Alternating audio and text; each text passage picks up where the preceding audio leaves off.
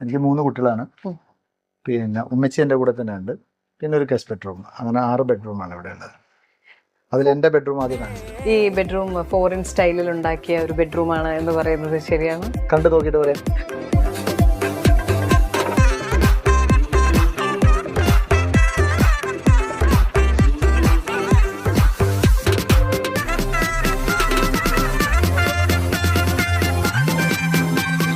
ഇവിടെ ബെഡ്റൂമിന്റെ ഈ ഡോറ് തേക്കിന്റെ ആണെന്ന് ഞാൻ അനുമാനിച്ചാൽ അത് ശരിയാണോ?